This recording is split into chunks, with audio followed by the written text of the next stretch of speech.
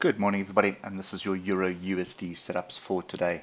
So, pretty up and down week last week, and as I've been saying most of last week and the week before, this zone that we're in, or this level down here, there's quite a few of them at 106 area, but that is a very strong area of support. And if you look at this, and we come to the weekly, look at the weekly range bar. So, yeah, you could call it an inside bar, but that's a range bar, it's indecision. And again, if you just flip left, you're going to see a lot of support in that zone. Going all the way back to, well, 1997, I think it was the last I looked, but it probably goes further than that. So for me at the moment, this is a bit of indecision for the most of last week. That's our range. Pretty straightforward. You're looking for a break and retest of 106,900 for any longs to come into play at the moment.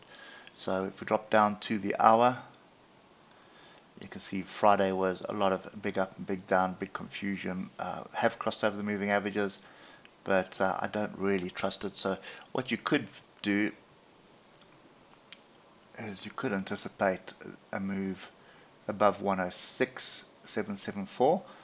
But that would be the high of Friday, but I think I prefer the high of Thursday before looking at that. And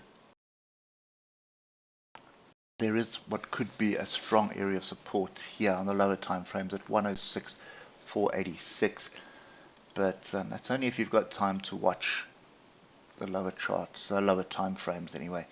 So yeah, no, I don't trust that. That doesn't look very appetizing for me. So back to the hour. I'm sit on hands until we break 106,900. Break, retest 106,900, and you can also break and retest that pin bar there at 106,797. So we need to break this little zone here, come back, find support in it, and then you'd be looking for your longs.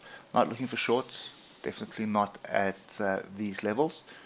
It's just too much support here on the higher time frame. So kind of wait and see today by the looks of things until we get something happening that will drive price.